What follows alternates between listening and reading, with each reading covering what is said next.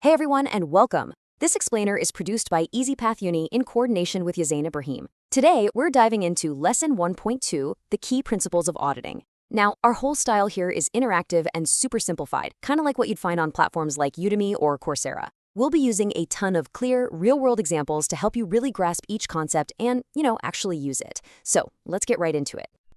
So think about it this way. An audit is basically a health check for a company. It's meant to give this clear, objective look at how things are going. But what if you can't trust the doctor? The whole process becomes pretty much worthless if you can't rely on the findings. So how do we make sure the auditor, our doctor, is reliable, objective, and truly professional? Well, that's the big question we're going to answer today. And the answer lies in what the International Organization for Standardization, or ISO, calls the 7 pillars of trust. Now, these aren't just some nice ideas or suggestions. These are the fundamental principles from the ISO 19011 standard. They are the bedrock, the absolute foundation for any credible and effective audit. The whole point is to make sure that two different auditors looking at the exact same situation will come to really similar conclusions. Okay, let's start digging in. We're going to begin with the absolute foundation of an auditor's conduct. These first 3 principles, integrity, fair presentation, and due professional care, are what everything else is built on. I mean, they really define the character and the competence of the auditor. First step, integrity. And honestly, this is the non-negotiable cornerstone of it all. It means an auditor has to be honest, diligent, and responsible. Period. They have to follow all the legal rules, and, this is huge, they need the backbone to resist any pressure that might try to compromise their judgment. Without integrity, trust is just impossible. And look how these components kind of build on each other. It's like a chain reaction for credibility. It all starts with your personal ethical conduct, right? That then allows you to be professionally honest. And that honesty gives you the strength to push back against any external pressures. Put it all together, and that's how you build that essential trust with everyone involved. This is such a perfect, real-world example of integrity in action. And the key thing here isn't just about avoiding an actual conflict of interest. It's about avoiding even the perception of one. Because even a seemingly small gift can make it look like something shady is going on. And that alone can damage the credibility of the entire audit. Next up, we've got fair presentation. You can think of this as the auditor's promise to paint an honest and accurate picture. It means you report your findings, the good, the bad, and the ugly, truthfully and without twisting anything. If you run into big problems or disagreements, you can't just sweep them under the rug. You have to report them clearly. And this scenario really hits the nail on the head. Fair presentation isn't about making people feel good, it's about telling the truth. So even if there's a super popular project that everyone loves, but it has a major flaw, the auditor's job is to report it. That's what allows the company to make decisions based on reality, not just wishful thinking. The third pillar of our foundation is due professional care. Let's put it simply, this just means being good at your job. It's about being competent, being diligent, and using solid, reasoned judgment in every single situation. An auditor has to be able to understand how complex a situation is and act with the care it really demands. See, this is what it looks like in practice. An auditor showing due professional care doesn't just walk in cold and start firing off questions. They prepare. They know what they don't know, and they take the time to get up to speed. This makes sure their conclusions are based on a deep understanding, not just a quick glance. So with that solid foundation in place, let's see how we build on it.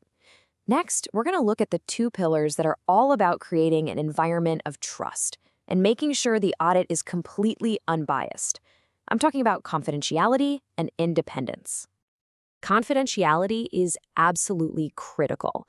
I mean, during an audit, you get access to all sorts of sensitive private information.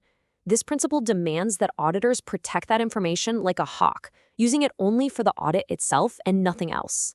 This is what builds the trust that makes people feel safe enough to share information openly and honestly with you. And here's its partner, independence. This is the pillar that guarantees that the audit findings and conclusions are based only on the audit evidence. An auditor has to be free from bias, from conflicts of interest, from any kind of outside influence. Their conclusions have to be their own. Full stop. And this is so important. There are 2 sides to independence. It's not enough to just be impartial in your own head. You also have to appear impartial to anyone looking from the outside. Both are absolutely essential if you want the audit to have any credibility at all. So, staying independent means you have to be on guard against these 5 major threats all the time. Whether it's a potential financial gain, a close friendship, or just pressure from management, auditors have to be trained to spot these risks to their objectivity and, of course, know how to handle them. This is a textbook case, right? It's so clear.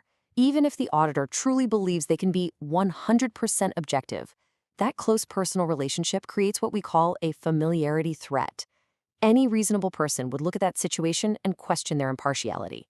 So, to maintain that crucial independence in appearance, you've got to assign a different auditor.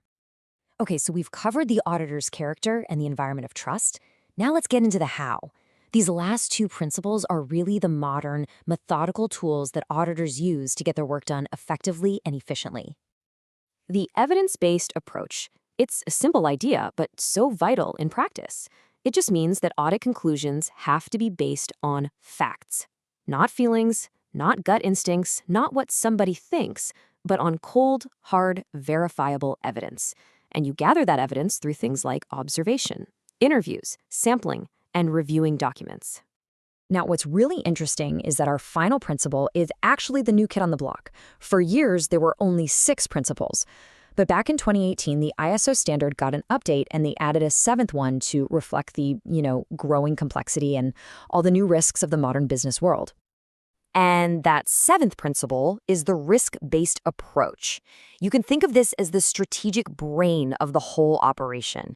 It tells the auditor to focus their time, their energy, and their resources on the areas that pose the highest risk to the organization. So instead of treating every little thing equally, you concentrate your firepower where it's going to have the biggest impact. All right, let's zoom out for a second and see how this all fits together. Because these 7 principles don't just exist on their own.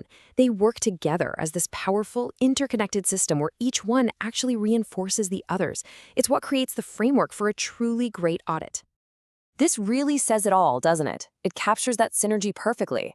Your integrity is what allows you to present findings fairly. Your independence is what guarantees you can apply due professional care without being compromised.